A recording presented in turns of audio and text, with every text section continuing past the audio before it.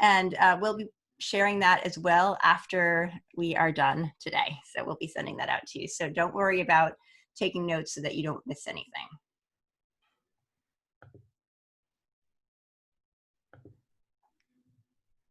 All right. So, and by the way, thank you, Tara, for recording. I had to like ask 5 different people to remind me. Anywho's, so if you don't know me, I'm Aubrey Bursch with Easy School Marketing. And you might, I wanted you to know a little bit about me before we dive right in, so you know who's actually presenting this material and what we're going to cover. So I'm a mom and a marketer, and I am a native to the Washington, D.C. area. If you're familiar with Washington, D.C., you'll see the cherry blossoms in the back. And one of that picture, we're known for those. And here's my crew. I have 2 kids, ages 5 and 8, and they attend a small independent school. And I've been working with and for independent schools for the past 15 years, and I absolutely love it. And I totally get small schools. I understand what it's like to wear 50 hats and also try to compete with the larger school down the street with limited resources and staffing. In fact, I clearly remember being dressed up in my nicest outfit, in my high heels, giving a board presentation, and immediately following the head of school and I realized that there was a leak in the ceiling. And so we were literally holding buckets up afterwards, because in a small school, it's like all hands on deck, everyone pitch in, you got to get it done. And so type B in the chat if you've ever been in that situation, because I'd love to know if I have some other people in small schools who have had to roll up their sleeves and do some of the things that probably weren't in their job description. Let me see. Anyone? Let's see. Oh, yep. Toilets. Yep. I totally get that. Brandy. Yeah, definitely. Cynthia. That's so true. Yep. So what I love about small schools is that they're scrappy and resourceful. And that's one of the many reasons I'm passionate about helping them not only survive, but thrive during this time. And at Easy School Marketing, what we do is we help small schools identify and implement the strategies that work for their community, so that they can increase their enrollment, their retention, and their revenue, and also just get stuff done. And today, what I'm bringing to this presentation is really the strategy behind enrollment and the funnel situation, because without an innovative and effective strategy, your funnel isn't going to work the way you want it to work.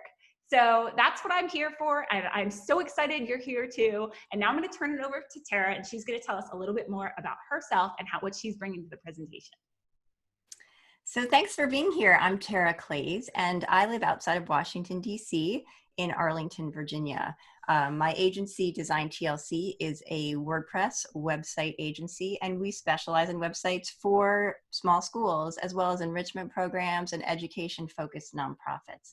I'm really passionate about education and enrichment. I'm very involved in my community.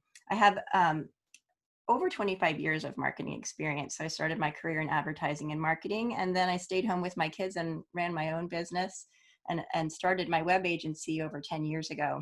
So while raising my kids, I was very active in their schooling and their local schools, both public and private, PTAs, all of that. So I definitely have a mindset of a parent as well as a marketer and a community engaged person. So I love working with small schools and helping them to get their message across and helping to make sure that their website performs as a key part of this funnel that we're talking about. So a website is really a key part of your whole marketing toolbox, and it's really important that it function well and communicate well and look good, of course, too, and be very usable. I use logic and data-driven information to try to help make the website as effective as it can be. So we're going to talk more about some of that technical stuff as we go through today, as well as the messaging and how a funnel generally works. So, so let's talk about who this webinar is for. We are here to help you, and we hope that you're here to learn and to participate, as we've said. So as Aubrey mentioned, in a small school, you wear many hats. So this is for you if you have a hat that has you involved in this marketing process for your school, whether you're a head of school or a head of marketing or communications. You might be a teacher or an administrator who participates in this in a small school, actually, and any school. The teachers, all of the staff, you're all part of marketing the school because you represent the school. But we're going to be talking to you about things that you can actively do as part of your marketing strategy. We want you here if you're willing to get a little bit messy, to throw some spaghetti. So marketing can be messy, trying things can be messy, you can fail and try again. So one key element of marketing is iterating on things and using data and information to try to improve your results. So we ask you just to, be present here, be ready to take some action. We're actually going to do some things during this session that you can actually do to learn more about your own marketing funnel and how to make it better. So type the chat if you are ready.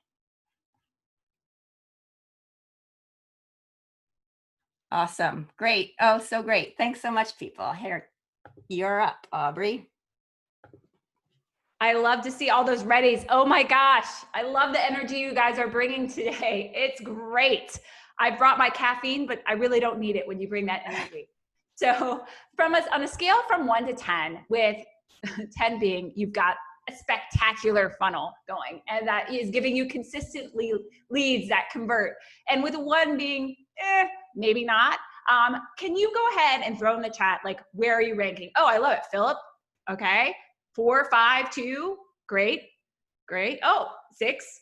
Hey, I love that you're rating yourself. I love that you're being active, because that is how we're going to determine what needs to be fixed in your funnel. So why funnels and why now? Okay. Many of you are struggling with enrollment, but you're also dealing with current families leaving. So your enrollment stream has dried up. Maybe it's gone from a flood to a trickle or a drip, as this picture demonstrates. But with the right funnel, it is possible, even during these uncertain times, to have consistent, increase your enrollment before the fall. It's really just finding the best way to warm up your target audience and keep them moving through the funnel every step of the way. And it takes the strategies that we're going to discuss today.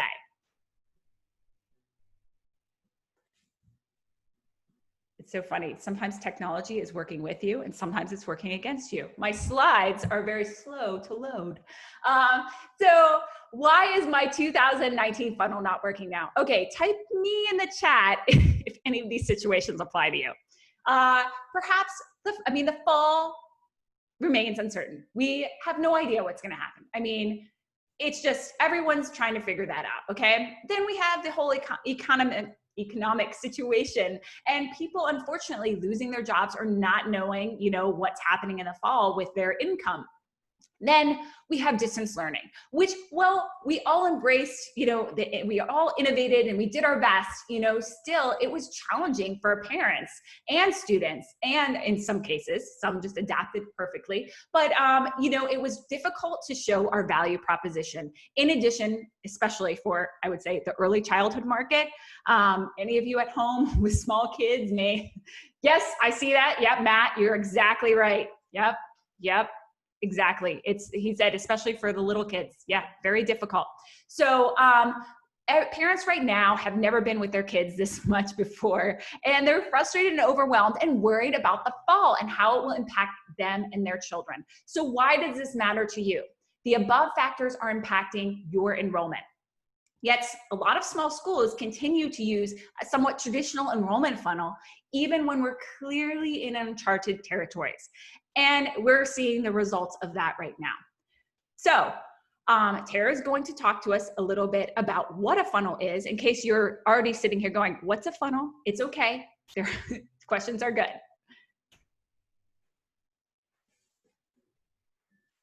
Oh, you're muted.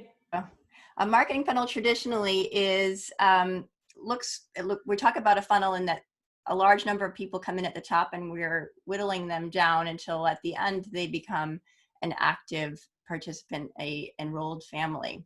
So in the case of what we're talking about today with schools, the marketing funnel is the sales process that leads to a conversion. You can have multiple funnels, and there's really no right or wrong way to do it. If we walk through this very basic traditional view of a marketing funnel, it starts with awareness.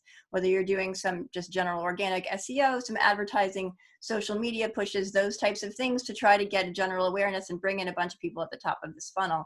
And then people who participate in that first level, we whittle that down to people who actually are starting to consider you. They might attend an event or sign up on your opt-in form.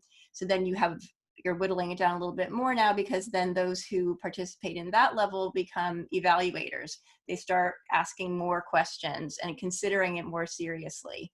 And then finally, they come to the decision down at the bottom of the funnel, and hopefully they come out the bottom as an enrolled family after applying and doing what they need to do to start at your school.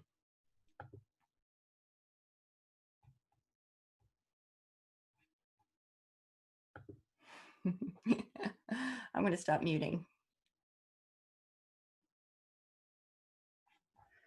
My apologies. I'm just not going to mute myself. Shoot, the unmuting and muting is just one more thing.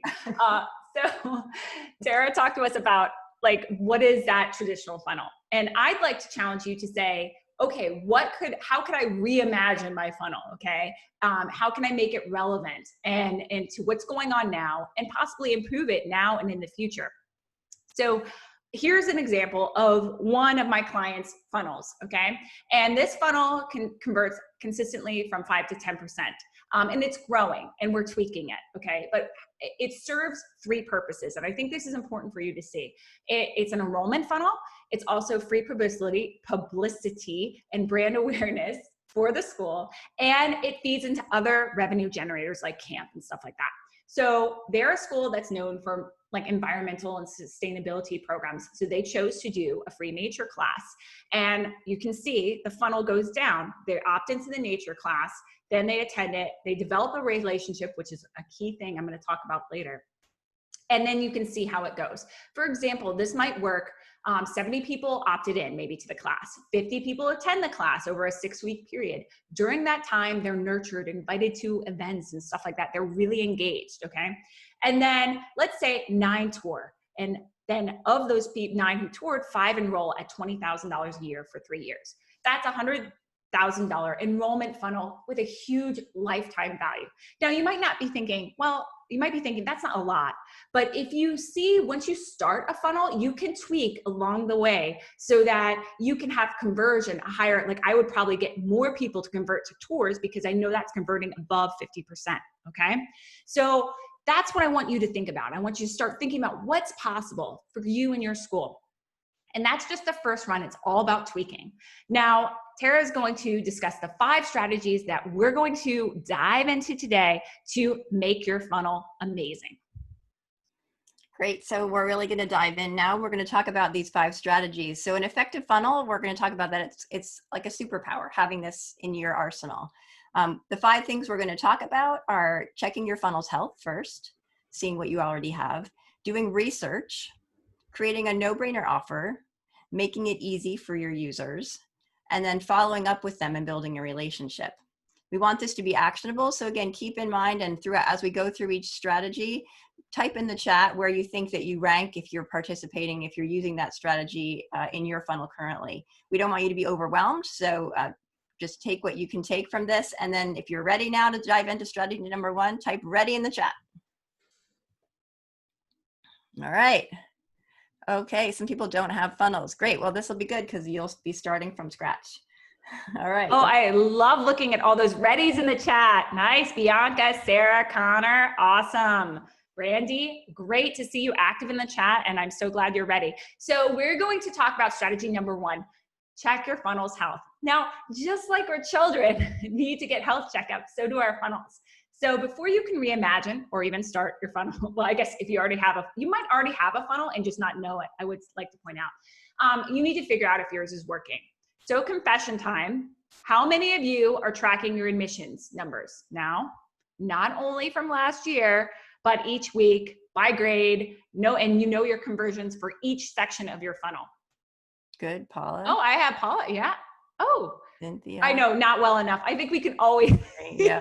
Okay. We can always use some improvement. It's okay. It's a safe space here, everyone. Not really. Yeah. Yeah. Well, this is good. This will be a little reminder to do that. So what am I talking about when I'm saying tracking? So it could be like, let's say your funnel's to an open house or something. So 144 people entered your funnel. Okay, of those 60 opted into your offer. That means whatever you're offering. Maybe it's an open house. Of those 60, 20 attended the open house. Of those 20, 7 wanted tours. Of the tours, 4 applied. 3 came to interview and were offered contracts. Of the 3, 2 accepted. And then you would run the percentages of conversions on each of those levels, okay? And that's how you would see, where do you need to convert more? So I hope you're tracking your numbers from 2019 and even from February, okay? And comparing them to now. And then I want you tracking your numbers now weekly, because this day and age, it's changing. Every week, something new comes. I mean, what we're doing now might not be applicable later in the fall. It's just everything's changing so fast. So track your numbers. Those are your admissions numbers. Now, other things to consider. Are your ads, website, landing pages, are they getting traffic? More importantly, are they converting to tours and interviews?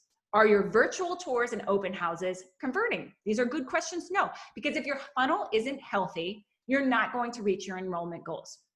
So Tara is really going to talk about the technical side of this and how to tell if your funnel's working. Great. Okay. In the chat, can you type in if you have access to your Google Analytics for your website and if you check it? Let's see. Okay. Every day. Wow. All right. Okay. Some yeses and some nos. Okay. So Google Analytics is a free tool that's provided by Google for you. It connects to your website. You put a tracking code on your website, and then you can access a ton of data for free. So if you're not using Google Analytics, I'm going to show you some top level information that you can get and that is most important to pay attention to. It only takes a few minutes to take this at a glance if you want to look at it every day or every week. And if you don't have Google Analytics and you want to follow up, or you can certainly Google how to set up Google Analytics, have your webmaster put a tracking code on your website. It may already be there and you may not even be aware of it. So what you want to do when you log into Google Analytics, and feel free if you have access to it right now and you want to go to Google Analytics on another window on your computer and you want to follow along, please go ahead and do that. When you first log in, you'll see behavior and overview, and this will show you a line graph, and you can change in the upper right, you can change the amount of time that you're tracking, that you're showing for this particular view, whether it's the past week, the past month. You can put in custom dates, and it will show you a very top level numbers that you can at a glance see how many page views you have on your website, and how many of those are unique, meaning how many people are coming for the first time versus Google knows if they're repeat visitors. You can also see how much time they're spending on the page, which is important. And then, next slide, we can look at bounce rate, which is a really important number when we're looking at a funnel, because your bounce rate is how many people don't go beyond one page of your site. So if you're bringing them to your site through an ad or through social media, and what you're doing in terms of the call to action, taking them to another page where they want to learn more about you, if they're not taking that next step, then your bounce rate's going to be high. Like this one is relatively high. You want to try to get your bounce rate low, and you do that by trying to get people to participate in your website beyond just a few seconds on one page. That means your messaging, that means your call to action. There's a lot of elements that go into that, but it's important to pay attention. And as we talked about before, to iterate. So if you see that your bounce rate is going up, think about maybe why that might be happening, change your message, make your call to action more prominent, things like that you can do. Okay, so the other thing you can do with Google, Aubrey talked about conversion numbers. So you can actually tell Google to track some information for you so you can get an idea of the conversion rate for your website. So if you have, for example, an opt-in form, and when someone fills that out and clicks sign up, that would take them to a page that you've created called thank you on your website. Thank you for signing up. That's its own specific web page, which is only accessible after someone clicks sign up on that form. So you tell Google, hey, look at this thank you page. And this is my goal, is to have people come to this page. Google will track that as a goal, and it will make it a conversion goal. So you can say, Google will tell you, out of 100 people who came to your website yesterday, 10 people signed up, 10 people got to the thank you page, so that your conversion rate for your goal on your website is 10%.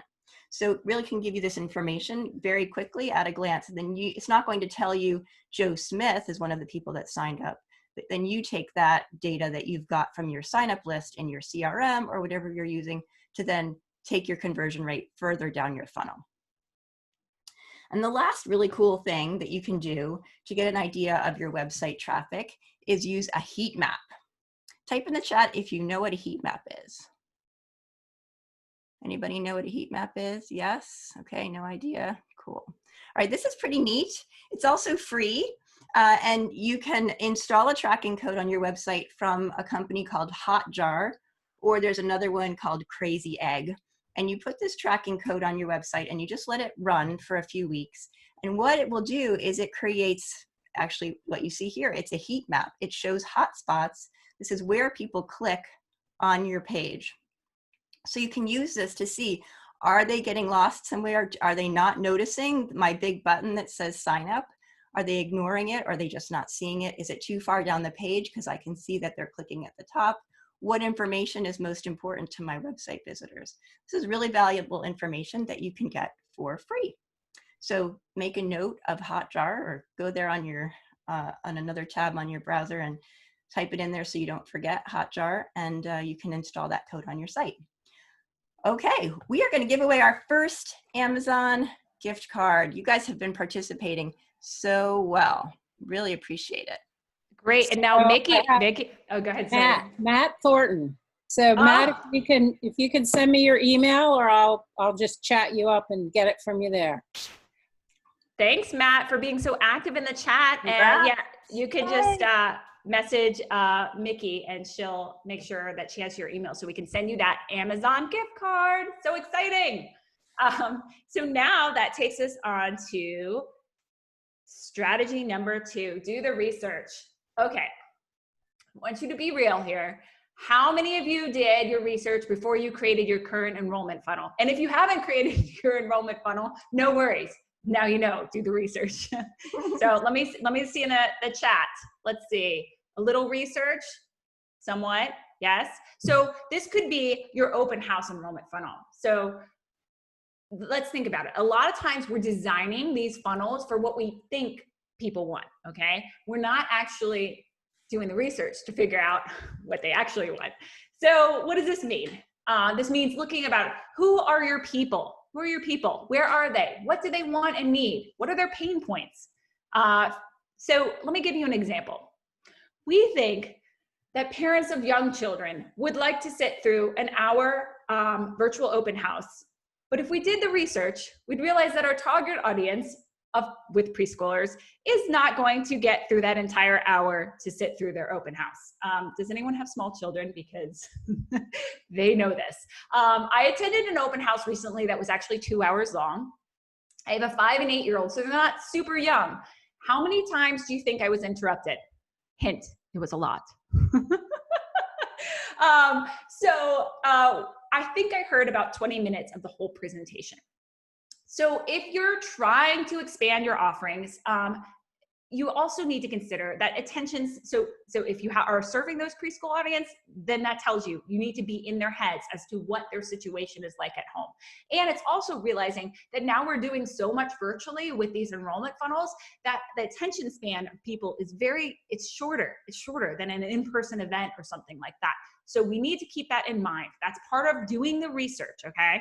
And if you're trying to offer to public school students, so let's say you're looking at this as an opportunity to get public school students in your enrollment funnel and have them enroll with you, then this is the key research. You need to be going on the forums.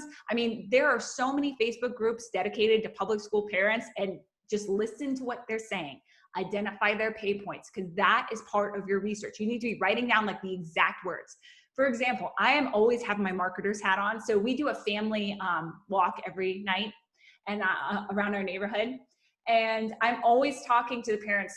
I have tons of kids in my neighborhood and they attend public schools and stuff like that. I'm always asking them, so what's your experience like?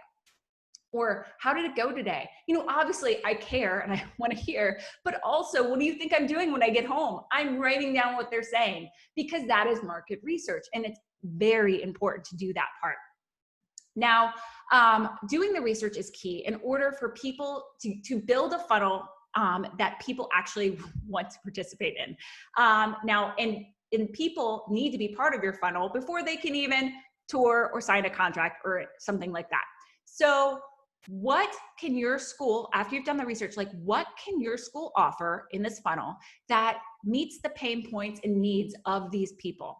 That's what we need to ask ourselves. And how do you do this research, you might be asking? There's so many ways. I know Tara's going to talk about more, but there's Facebook groups, there's parent forums, there's calling people. I know the good old-fashioned phone call. There's also tapping into your current parents and asking who are in your ideal target audience and asking them what they're going through. It's also walking through the neighborhood, my favorite, and surveying. We've noticed that if you offer an incentive with the survey, you do get better results. Now, Tara is going to teach you a little bit more about some ways to do research using hard data. So in addition to having your ear to the ground with your neighbors and your community and forums, it's also a good idea to look at your competition. So I recommend that you visit your competition, your other schools in your area, your other small schools, private schools, independent schools, and see what they're doing on their website. Not suggesting that you copy them, but you might see something there that you're not doing and get some ideas. So look at that. Just go to their website. Then we're going to look at some data, and we're going to go back to Google Analytics for this. And we're going to see where your traffic's coming from. And this will tell you a little bit about how your website is performing on the web and what your activity is in terms of publicity and getting the word out. So the next slide, we look at Google Analytics, and we're going to go to the acquisition. If you have that on your computer, if you logged in, acquisition and then source medium under that will show you how much of your traffic is coming from people who are coming directly to your website because they know about you. And then it will show you also what your organic Google traffic is. So that's people who are doing a search for some term, and we can talk about how you know that in a few minutes. An organic Google search, if you've heard of SEO or search engine optimization, you can have some impact on that number there. And then social media is usually something that you'll see quite highly ranked as well if you're active on social media. So you can get an idea of where your marketing and communication efforts are having an impact on your website traffic. The other data, I mentioned organic search. And so SEO, I could do a whole webinar. I have done whole webinars on SEO and keyword research. It's a really fun thing to talk about and look at and learn about. I'm not going to go into great detail, but I am going to talk about it. And I'm going to talk about a very cool free tool that could blow your mind. So if you have the ability to open up another window on your computer and you want to go to ubersuggest.io, this is a free tool, and you can type in that domain box, type in your website name, and just stay with United States if that's where you are, and click search. And you will see a wealth of information. You'll see some of the same information that you got from Google. It should be quite similar in terms of your website traffic, but it also will show you how many keywords you currently rank for. And it'll show you other information, backlinks, links that are coming into your website. So that's a great chart to look at. But we're going to talk a little bit about keywords without going into too much detail, because it is important for you and it's good information for you to have when you're trying to think about this offer that Aubrey talked about.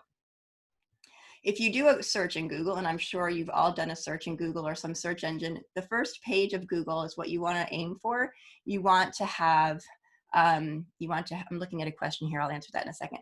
You want to have top 10 keywords, which means it's on the first page, because we know that people don't often go to page 2 of Google. How many, type in the chat if you ever go to page 2 or beyond when you do a search on the internet. Yeah, not usually, right? So we really want to aim to get our search results in the top 10 for keywords that we want to rank for. So what this Uber Suggest tool does, it provides that information, and then you can actually dig in on the left-hand side and see what keywords you are currently ranking for. It's very common, typical, and it's going to be true for every one of you that you're going to be found most often for the name of your school. That's called a branded search. You're then going to, you might not be able to do this now because I think you have to create a free account to be able to scroll down further and see more keywords beyond the first 10 there. Type in the chat if you're using Uber Suggest with me here, just so I know. Is anybody logged into it? Anybody on that website? Okay, great. Oh, good. Okay, so once you have created an account, you can scroll down and see even more keywords. And there's actually a keyword section on the left-hand side where you can actually put in your location. So you can put in your city or your county name and get local search information.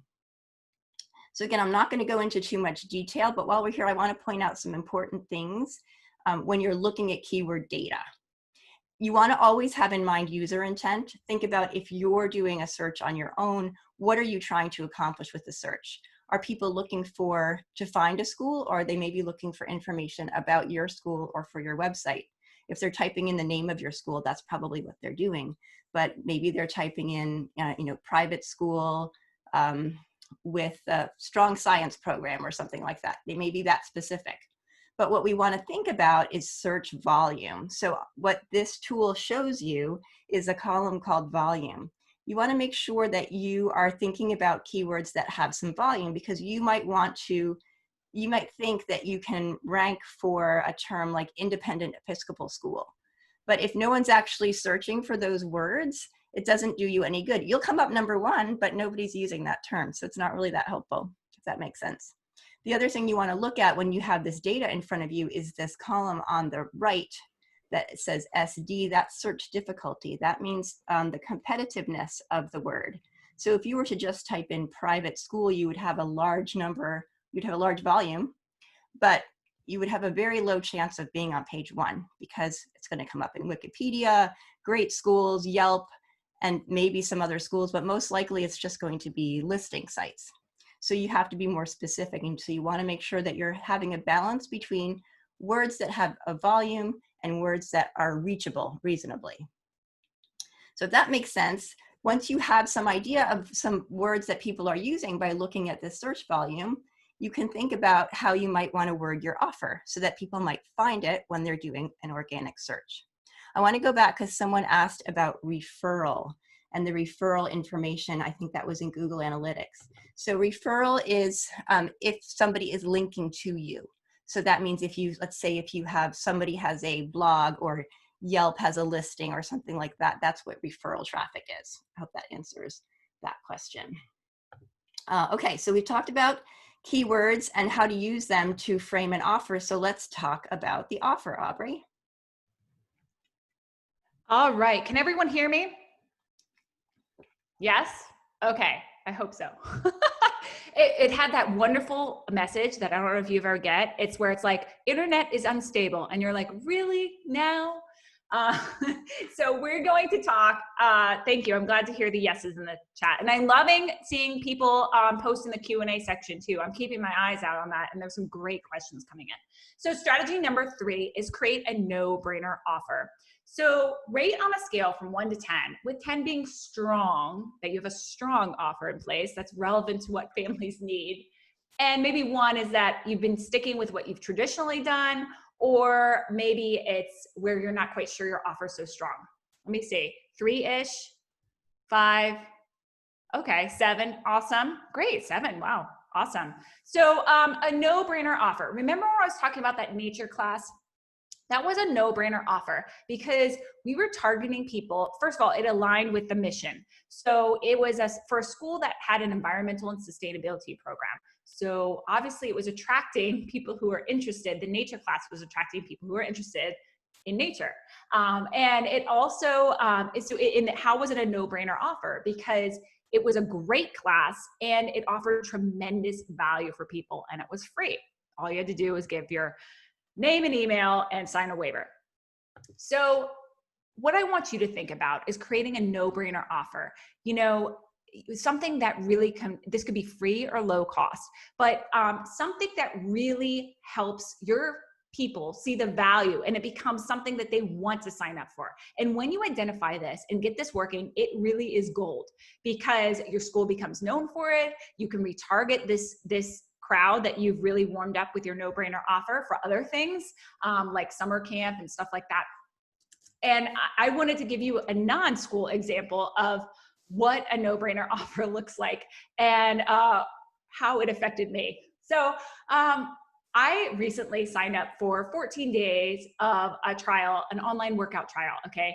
I'm attempting to keep off the Zoom 15 if anyone else is dealing with that right now. And so this offer included 14 days of free workouts plus a consultation with a virtual personal trainer. And I was like, yes, this is free. I'm so joining this.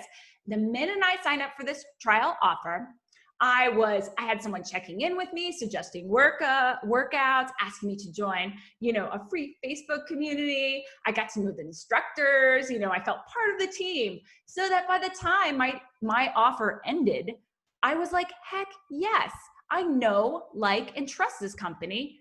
And so it was a no-brainer offer. So I want you to think of a no-brainer offer. Now that you've done your research, what can you offer prospective families that truly serves them now? What is unique to your school that is a solution to a pain point? That is key. Remember that? Research you did. What do families want and need? Oh, I see someone said Zoom 15. Yeah, that's me. People now more than ever need to be warmed up. I don't think we realize this. They need to be warmed up longer. So think of your enrollment funnel as offering something of value, and it may take longer to warm people up. And that is okay as long as it's working.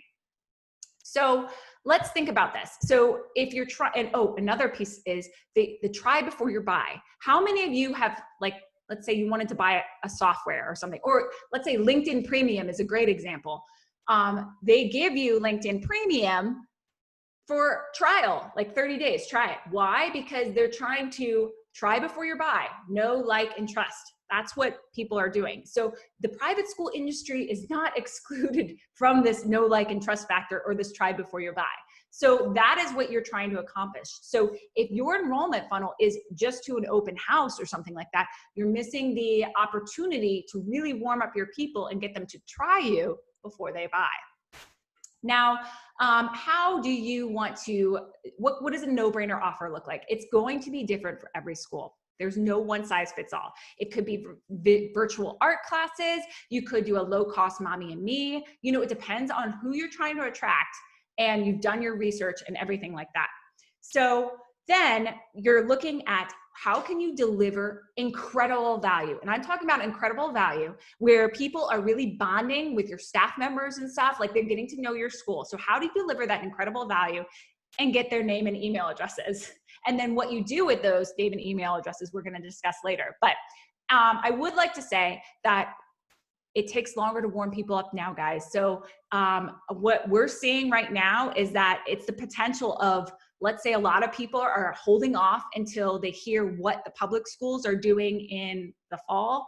But they might be holding off on pursuing a private school option until they hear that. So if you're warming up now, you have that funnel going now, you're warming them up so that when it comes time for them to make a decision, they're making a decision for you. So really, how do you make it a no-brainer and to get them to participate and select your offer? So I want you to think about those. A virtual STEM night. Yes, exactly. Yeah, a parent prayer group. These are great. Story time. Yes. Make sure you're gathering the name and email addresses. That's key, because I see a lot of these free virtual things, but we're not able to get their name and email addresses, so we can't nurture them beyond that. So now Tara's going to highlight she's going to talk to you a little bit more about how you can highlight your no-brainer offer. So landing pages, if you are familiar with what a landing page is, sometimes people use their homepage as a landing page, but from a marketing funnel, a marketing standpoint, a landing page is a page on your website or on another website that you're using to gather your leads and to convert. So with these great offers like a story time or a STEM night, as Aubrey said, you don't just want to put that out on Facebook and say, join us. You want to take people from Facebook to a sign-up form on your website on a landing page. A landing page is very simple, straightforward, with one message, one call to action, one single message. So you're not confusing with navigation at the top and navigation on the bottom and a lot of different links to different things. It's very clear. Put your name and your email in here and you're going to get whatever the offer is. So think carefully about your landing page, how you design it. You can do it on your website if you have access to that. You can also use services like Unbounce or Instapages or even MailChimp to create a landing page. Somebody's asking if it's better to use a landing page to get signups. Usually, yes. So because it is driven for conversion, it is created for that specific purpose, and you're getting people to focus just on that. If you have a general advertising message for awareness, then you can bring them to your homepage. But if you have an offer, then I really recommend that you do a landing page, because you can also track it. So you can do A/B testing. You can do 2 different offers and 2 different landing pages to see which one is more appealing. So landing pages have a lot of value in your marketing funnel. And speaking of value, I know we're moving along in time. Let's give away the next Amazon gift card, Nikki. So we have MJ, who's been popping up a lot. Great. Congratulations, MJ. Thank you for participating and typing in the chat and being an active participant. All right. So moving on to strategy number 4. I love this strategy. I'm going to get really passionate. So make it easy. Okay. So whether it's signing up for your open house or if you're doing a funnel for a free class, it should be easy for people to register, to attend, to schedule it, like even your tours. Okay. So what am I saying about this? What are the barriers that are getting in between your person getting to know you and develop that relationship? Okay. And I see this often. You would think it wouldn't be a thing now, and it's okay if you're doing it. There's no judgment here, okay? But for example, if I went the other day I like to check out open houses. So guys, by the way, email me with any open houses you have coming up, because I just like to go to them and see what people are doing. But I went to go sign up for an open house, a virtual open house. It literally was a 2-page form. It asked for my children's birthdays. It asked for my home address. It asked for what grades I was looking for. It was like everything but my social security number and income. And I was like, holy moly guacamole, because if I were even a prospective family for the school, there's no way I'm going to give my information away like that. It's just the goal of an open house is to warm up people so that they want to, learn more about you and hopefully enroll. By putting that barrier in place, I know we want that data, guys. I know that data is so amazing and helps you so much, but we got to give that data, we got to take a hold on that data and just make it super easy with like first, last name, email address. And then you follow up with them to get the data if you're going to get them to take a personal tour or something like that. But really make it easy. Another key mistake I see, especially when scheduling tours, is that I'm saying what I see is some small schools, they are like, okay, fill in your name and email address and to schedule a tour. And so then that goes to someone's inbox. And then that person emails that person and says, okay, what day works for you, Sally? And Sally's like, oh, 3 p.m. And then the person emails back and says, oh, 3 p.m. doesn't work for me. How about Tuesday at 4? Okay. No. That's a barrier. Do you know how many emails get lost and how parents get frustrated easily if it's not instantly accessible and easy? So that's why I recommend to all my clients to do a Qt or Calendly as your scheduling link. So if you're doing tours, you just simply connect that. They enter their name and their email address, and they can go to a scheduling tool, which you've already pre-blocked with your availability, and they can easily schedule it. There's no hassle, no back and forth, no barrier. So that's so important. So I highly recommend, as you're looking at your funnel, that you are really looking at how you're looking at your offer. You're really trying to make it easy for those people, because we want them to get to know, like, and trust us. We don't want to put up any more barriers. So now Tara is going to talk about a website check to make it easy for people to engage with your site. Thank you.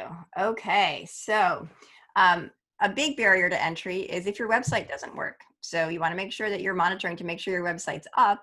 And then there are a few things that I'm going to talk about briefly, technical things having to do with your website, which could also be barriers to entry for your website visitors.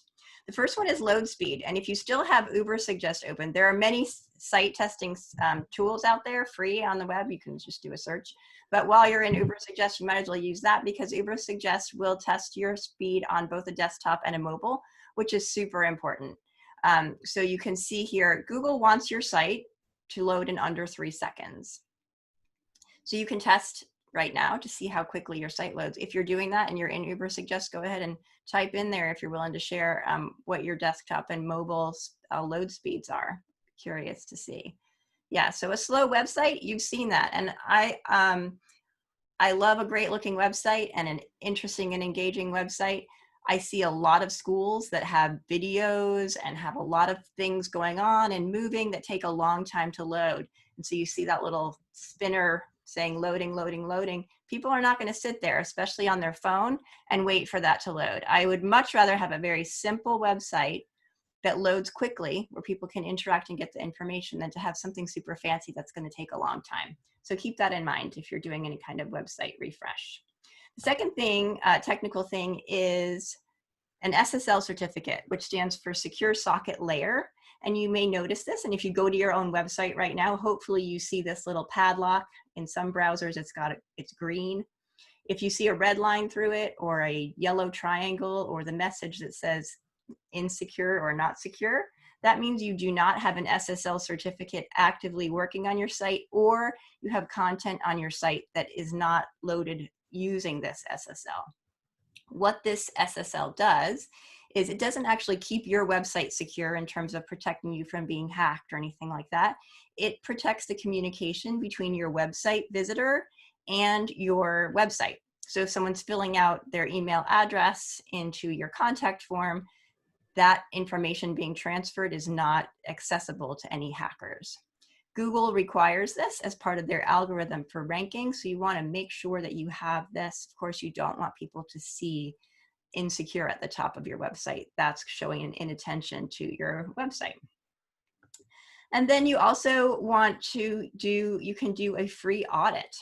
This is another cool thing about Uber Suggest. I can't say enough about this free tool. Down at the bottom, it will do a full site audit for you. They call it an SEO audit, I think, but it actually will test a lot of things that are related to SEO, but also to the performance of your site. For example, if you have broken links, someone clicks on a link on a page and it takes them to your lost page. That's not a good user experience. So that's a barrier to entry. It doesn't leave a good impression with your user. So you can use the free audit on Uber Suggest to look at critical errors and other issues that might be wrong with your website and ask someone to fix them for you. Your navigation is also a really common place for people to get stuck. If it's not easy for them to find what they're looking for, they're going to leave. I see sometimes people try to get fancy with hidden navigation that's off the page. But if you are a school, we're more traditional in how we communicate. So you want to have the information presented in a way that people are used to. We all use websites, and so we have certain expectations. Usually the navigation is a horizontal line with a contact, usually is the last one, and oftentimes the first one is about us. In the case of a school, it's really common to have quick links or to have two separate sections of navigation for enrolled families and for people who are visiting that are potentially enrolling families. So think about presenting your navigation. We call this the site architecture or the site map, how those pages are put together in drop downs, how they relate to each other, and make sure that it's easy for people to find things. Don't give them creative names that people might not understand, that what you're actually saying is this is the page about admission. So think about the word that you're using. And then lastly, your call to action. So whether it's on your homepage, as we talked about, or on your landing page, you want to make sure that your call to action is a clear message, that it's above the fold. And then what happens when people click on that? Are you responding to that? As Aubrey mentioned, if it's going to an inbox, is somebody checking that inbox? I have seen this numerous times where the contact form goes somewhere and nobody knows where it goes and nobody answers it. So you can use a CRM, a tool that will help gather those leads together, but you want to make sure that you know what's happening when someone follows through on the call to action. So Aubrey is now going to talk, well, actually we're going to do an Amazon gift card. Let's do our last one. You guys, yes, this is our last one, but don't bail now. You might be thinking, oh, they've given them all away. But don't bail now, because we have our amazing thing coming up from both Tara and I, coming up at the end, that you're not going to want to miss. So Mickey, do we have a winner? I picked Paula out of the hat. Paula Sanders, right? Great. Oh, thank you so much. Yeah, congratulations, Paula. All right. All right, we're coming up on our hour, so let's do strategy number 5, which is following up on what I was saying, following up with your leads. So building a relationship. This is a really key part of your funnel. We're down at the bottom here, people who have already engaged with you and are really at the point of making a decision. So how are you communicating with them? How are you making them feel welcome? And how are you using the information that they've provided? Are you using it? If you're not using some kind of a customer relation management tool or a CRM, there are many out there that some of them are more active than others that will help you manage your ongoing communication with your leads. So what you're doing with the outcome of your funnel. So Aubrey's going to talk more about some ideas for this relationship building. So relationship building is absolutely key. If you're not building those relationships, you're not utilizing your funnel to its full potential. For example, that nature class, they were nurtured along the way. There was a whole thing about the building of relationships. So they weren't just attending a class, they were being offered other ways to participate with the school, or they were, developing relationships or receiving notes or on an email list or something like that offered value. It wasn't hounding them. It wasn't trying to upgrade them to a tour all the time. It was really offering value and making sure that their relationship with the school was amazing. And there's another, I've seen this, you don't want to forget about this, because a lot of times I see people with the funnel, think about a funnel that you're pouring water into a tiny glass.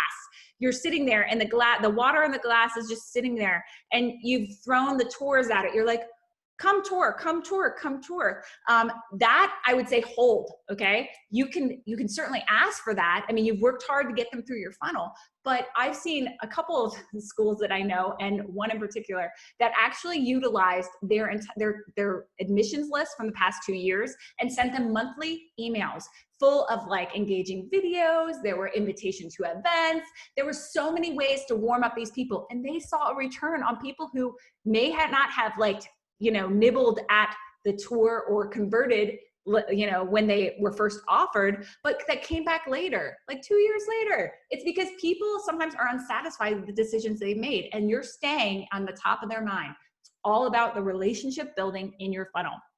So what I would like you to think about is how you are building a relationship in your funnel. Not only you need to do it during the funnel, but then also afterward. That is key. So you can do this without sounding salesy, as I like to say, and without hounding people. It's just always saying, how can I continue to offer value? All right.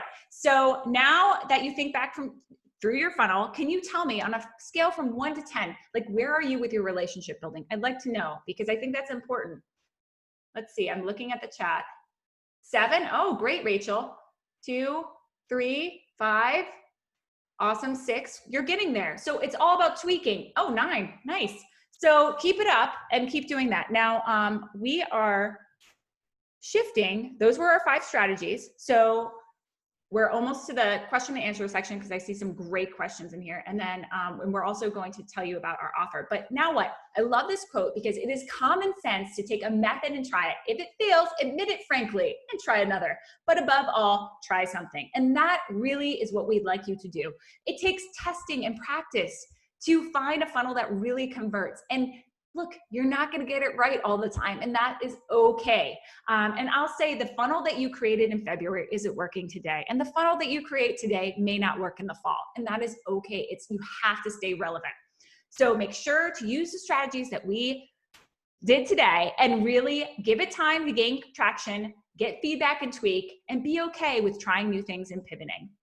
So now we're going to go into our free offer for you. It's a wonderful giveaway. So what I'm offering, we're each offering one. Tara's offering something, and I am so excited to give you the chance to win my free brand visibility assessment. It's amazing. It's actually, I will go through all your things on a screen share, all your social, everything that a prospective parent might see, which is going to be a barrier for them once to the enrollment process. I'm going to screen share and give you a personalized experience with that and go through everything, your review sites, exactly. You will see exactly what prospective parents see. So this is valued at $397, and I am giving away 20 of these. All you have to do is fill out the form. Mickey's going to throw it in the chat, and we'll I will select winners on the 26th, and you'll be notified by the 27th. It is really so much fun, and I love doing these for people. And currently it's not being offered anywhere else. I only give it to my current clients. So you will not find this anywhere else. Also, I'm giving away, for anyone who doesn't win, just go ahead and fill out the form anyways, because it's a win-win regardless, because I'm also giving you away a brand visibility checklist so that you can go through your site, your entire brand, online brand, and see what's working and see what's not, see the areas of improvement. So I hope you'll jump in and take advantage of this. It's going to be so much fun. And now Tara's here going to talk about her freebie. So I'm also offering for anyone who would like it, if you scan this code and go to this page, you can sign up and I will send you, everybody, a free do-it-yourself checklist. I'll go over a lot of the tools. It's a sheet you can check off. I've got links to the tools that I mentioned today so that you can do your own test of your website. You can spy on your own website if you want to and get some information that I went over today. And then I'm going to choose one winner from those who sign up for that to get a done for you version of that, which goes a lot deeper. So I do a deep dive. I look at all the pages on your website, give you suggestions for how to improve it, look at your images, your messaging, as well as all the SEO stuff, your Google My Business listing. So we kind of go really deep into that. And I'll be giving away one of those tomorrow at 3 o'clock. All right. We do have some questions in the Awesome. We have some amazing questions, I think. So should we just go, you want me to just start, Tara? Does that work? Sure. Yeah, that works. Okay. So MJ asks, thoughts on best practices for virtual open houses or campus tours? Any recommendation for reasonably priced companies to produce? I see a lot of companies out there. I can't personally recommend them, but I would say virtual open houses and campus tours. The goal is, once again, do the research, because if you know that you have a short period of time to engage someone, then you've got to make sure that you are creating a format that works for them. One thing that I saw a school do, and I think it was pretty effective, was that they did 20-minute open houses, like tailored, like, so they would have, you know, if you're interested in preschool, here's a 20-minute thing over here, or you can have, we have office hours where you can jump in and ask us questions. And they did a whole open house week scheduled that way so that people could really just jump in when they could and could jump to the things they were interested in, instead of having this long open house format where they had to sit through like speakers and stuff like that. So I've seen that as to be pretty effective. I hope that answered your question. Now, Tara, did you want to answer a question or should I keep going? I've answered a couple, and I think that somebody wanted to ask for suggestions on other types of virtual events people have done. So maybe in the chat, people can type in there to share that with everyone if they want to share some success that they've had with some virtual events.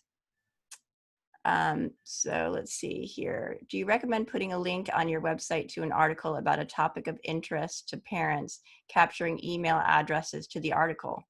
If you think, I mean, you could do some keyword research, first of all, to see if people are actually searching for that information. You can also test it. So you could try it and see there's no harm in trying that to see if it generates some interest. An article itself probably isn't enough for people to sign up. It's not necessarily something that has great value, in my opinion, but it's worth a try if it's got something unique to it. And then we had Philippa, I hope I'm pronouncing your name right, saying, you know, you don't want to, how often should you contact a potential parent before it becomes annoying? And so I'm always thinking like, now it depends on where they are in their funnel, but I always think, how can I provide value to them? If you're constantly providing value for them, like let's say you asked for the tour or they attended the tour, then continue to provide them value, like show them what sort of free classes you have coming up, or maybe it's inviting them to a community event, or sharing a funny video from your faculty and staff. It's how to keep them engaged and provide value. It's like it's like not being salesy. Does that make sense? I hope that was good. Let's see.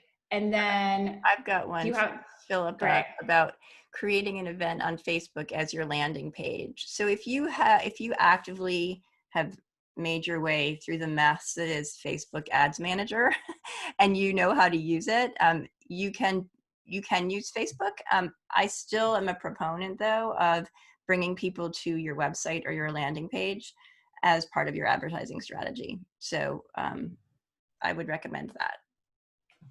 And I would like to also comment on that. I have used Facebook events as like a way to warm up people without the without getting them to opt in, meaning give their email and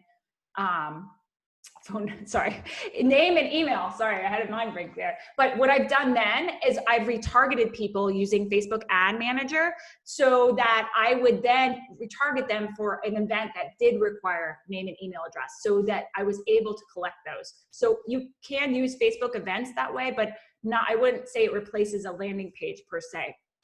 Yeah. Let's see. I believe, Bianca, we answered a question about how to use an open house right now. I think it's doing the research and figuring out what your target audience wants and needs, and then designing it around that. Let's see. Do you see the one about? Go ahead. Oh, when did you have my website on your form, it says invalid. Let's see. I will take a look at that. Is it mine or yours? No, it's mine. Let me type one in. Okay. Maybe you could ask for suggestions. Yes.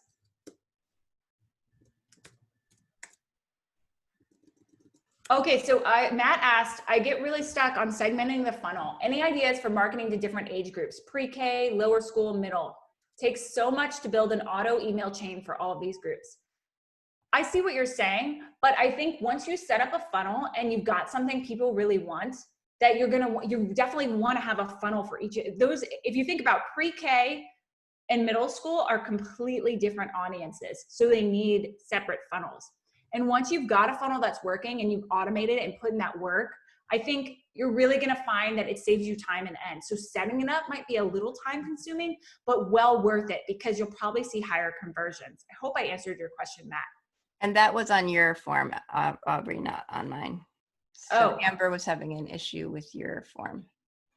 Mickey, can you test out the form and make sure it's okay? Is anyone else having issues with my form? I don't want anyone not to miss this. You might need to put in the HTTP or HTTPS of your website if that's not in there. Struggling to get my posts seen. Do I have to do ads or is there another way? So, I mean, if you don't have a lot of traffic to your website to begin with, then you're kind of putting your post out there and nobody knows that it's there. So you would want to connect it to some kind of a email list, which you can do with what's called an RSS feed, depending on what type of platform your website's built on. You can connect it to something like MailChimp or other CRMs where it will email your list if you have one. And so this is another kind of funnel, right? Where you are creating an email list. So you're using some kind of advertising, some awareness to get people to participate in your mailing list, to sign up. Once you have that mailing list, then you can email them when you have new content, when you have new posts on your website. If you're using some of the keyword stuff we talked about and you're writing posts that are using keywords that have a lot of search volume, there are some hidden gems in that data. You might find some keywords that have a lot of search volume, but that are not being used very often, meaning that difficulty score is low. You can find that if you really optimize an article or a blog post using that keyword, then you also, in time, will get some organic search as well coming to your organic traffic coming to that article. So I've seen that happen where you find some piece of some little gem of keyword that you use in your article, and it really brings traffic to your website just by doing that. So I would also say, I didn't know if she was referring to blog posts or Facebook posts, but if they are Facebook posts or, some sort of Instagram or Facebook posts, we are seeing that it's a pay to play kind of game there right now in terms of even your organic reach. Everything slows down unless you're running ads somewhat consistently. That's just what we're noticing now. If you think about it, Facebook wants to make money too. Okay. So sometimes you do have to run occasional ads just even to promote to your own internal audience. That's what we've noticed and seen the trends in businesses as well as schools. I see Matt posted a question about, do you recommend Hootsuite? So my personal preference on this is, first of all, as a small school, you have to figure out what feasibly you can do with your time. Ideally, if you go and look at what the larger schools are recommending, they're like, post 3 times a day live to your platforms. That is not always feasible for small schools, especially with people wearing multiple hats. So if Hootsuite is your only way to make sure you're getting those posts out, then I say do it, okay? But I will say posting directly to platform typically has a better turnaround because people don't want third party, like Facebook and stuff doesn't want third party people messing around with their stuff. They want you to post directly. So Facebook has Facebook Creator, which allows you to post in Facebook and Instagram, like schedule your posts. So that's what we typically use. I also use CoSchedule. There's another one called CoSchedule, which is also a good scheduler planner for social media. But Instagram, you know, is its own animal and doesn't work with a lot of these tools too. So yeah, later for that, later.com. Yeah. So it's all depending on like what you can do as a small school, because you want to make it work for you. You don't want to be stressed out. Okay, good. I'm glad that you shared the scheduling tools. Those are great. I use Acuity. I love it. Calendly is also great. I've heard wonderful things about it. I didn't know about You Can Book Me, but always a great thing to learn new things. Let's see. Any other questions? Oh, I see. Oh, thank you. Facebook and blog. So I hope I answered that for you. Yeah, we did. We covered it. Good. Okay. Great. Are Google ads really effective? I'm concerned the traffic is not really targeted and I don't really trust it. Do you want to speak to that? I'm happy to speak to it. You can speak to it and then I'll add if there's anything missing. Yeah, I mean, it can be really effective. You have to spend a certain amount of money. It's more expensive than Facebook to advertise on Google. And you want to make sure that you're really targeting it. So there are a lot of ways to, again, do some keyword research, which is available in the Google ad tool to make sure that you're targeting the right words and the right audience. If you find that it's not working for you, then I wouldn't continue it, or I would find someone who can help you try to optimize your campaigns a bit more to make them more effective. Matt, are you also doing Facebook ads?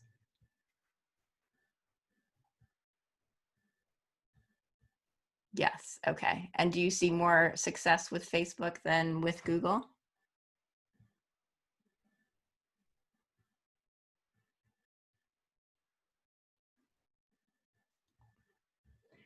And I could add that for Google, I think Google has great potential, but you have to make sure that you're using the Google ads correctly. Like there is a whole, like sometimes it will just let you set up the quick setup, and that's not the one you want to do. There's a lot of like back end stuff that if you honestly use the free tutorials provided by Google, and like you can find them on YouTube anywhere, just type in, how do I use Google ads? And they will give you step-by-step for how to set it up. There's both like a beginner version and like an intermediate, like where you need to up level to make sure that you're actually putting the ad out that you want. What a lot of mistakes I see is people will put their Google's ads out there, but they won't have really gone through how to set up a Google ad. And so it shows to people who are very much not their target audience, and it wastes their money, and it's showing up for different words and stuff like that. I hope that was helpful. But YouTube is fantastic. Great educational system with finding out how to do ads. Okay, I know we're a bit over time. I don't know if we've covered all the questions or not. Anyone else have any other questions? I answered a few in the Q&A, and I think you did as well. Someone, Eileen was asking about where to find the load speed information in Ubersuggest, and that's in the audit section. And then also commented on finding out when you use that Ubersuggest that you rank for some keywords that you had no intention of ranking for.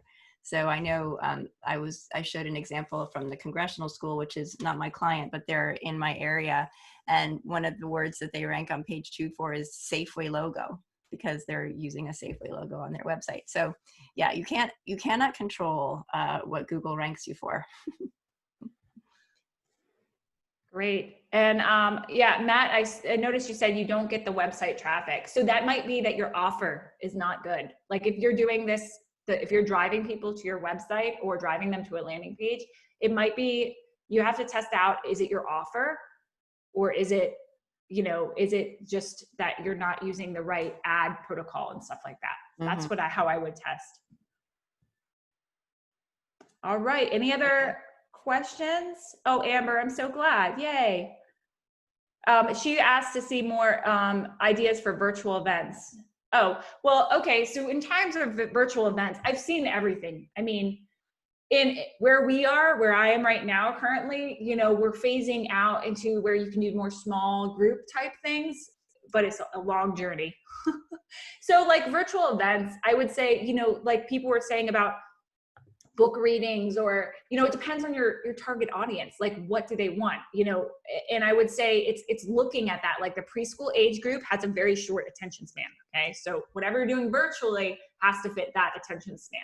So if you guys want to throw in the chat your ideas, that would be great, because it looks like Amber's looking for that. Okay. Okay. Anyone else have any questions? We're so grateful you came today, by the way. This is so much fun. So Philippa asked, how do I know which keywords to use in my blog or Facebook post? So I could do a whole webinar on that. I touched on it a little bit. If you use that Uber suggest, you can find some keywords, as I mentioned, that might be relevant to something that you want to talk about, and and use those words in your copy. I have a blog post I can put in the chat here all about doing this type of research that goes into a little bit more detail. But you can also use tools like Answer the Public, which puts out there some questions, a list of questions that people ask relevant to any particular topic. So you can use that as well. I hope that answers your question. I'm going to drop the link to this blog post in the chat. So if you're still here, yep, you are, Philippa. If you want to pull that up, that might help you a little bit. And then Eileen, I don't know if, is it Aileen? Please forgive me. Let me know how to say your name. She mentioned that she wanted to know how many people are marketing directors and who has a professional marketing background. Maybe you're thinking like, are you new to this? And like, how many people out there, you know, are wearing multiple hats in small schools? Maybe that's more of a better question to ask. I think she wanted to know. I would say, having worked in small schools, I never wore exclusively one hat. And it was rare that when I'm working with marketing directors at other small schools, is that it's rare that they have a marketing background. I don't see that very often. Not many people transfer from corporate to like a corporate background or a traditional business setting to independent schools. It's typically a different kind of group. Does anyone else have experience with that? I'd love to hear. No marketing, journalism. Oh, thanks, MJ. Matt says teacher, then admin, then now director of mission. That's how it usually works, right? Yeah. Like you kind of, you know, the school, and yeah, fundraising. Okay. Yeah. Education. Yep. Oh, there we got a marketing background one. Cheryl. Great. Super. Yeah. So I think it all depends on what you're going to see. PR. Excellent. Great. So I think what we'd love to hear, I don't see any other questions coming through. So I think we'd love to hear from you. Was this helpful? Oh, wait, Eileen just said something. How do you make offers for only new prospects that don't tick off your current customers? So are you talking about new prospective families? So are you saying an offer like $500 off enrollment or something? If so, honestly, like I didn't mention it here, but referral programs are huge. So, but it has to be a win-win. So if you were offering, let's say, a school, if you were offering $500 to current families who are referring, you would also offer $500 to the referee. So it's a win-win for friends. Otherwise, it puts that bad taste in someone's mouth. Like, wait, you got $500 for referring me to your school? This way, it's a win-win, and it's more likely to produce results because people want to tell their friend, "Hey, you get $500 off, and I get $500 off." I'm not sure if that was helpful for you. But otherwise, I often include offers for new prospective families, like they're attended by our current families too. It's just an added value. So like those classes and stuff like that, added value. Let's see. Hope that was helpful. Great. So glad. Oh, great. Thanks, for the Amber. great feedback. Really appreciate it. Keep it coming. And we're going to be sending out an email later today that has all, the recording and all sorts of stuff in there, the links to our freebies so that you can make sure that you take advantage of this. We have loved being here with you today, and we want to make sure that you're walking with value. So even reply that email and just tell us like what you want to hear more about, if we can do another webinar for you, what you'd like the focus to be. We're here to support you now and moving forward. We know this is a tough time right now for everyone. Yeah, you've been great. I really appreciate the participation and the feedback. So thank you so much. Participating means you get more out of it too. So thank you so much for showing up, everybody. Hope this is helpful. Thank you. So we'll be in touch. Thank you again. Have a great day. Have a great day. Enjoy. Take care. Bye. Bye.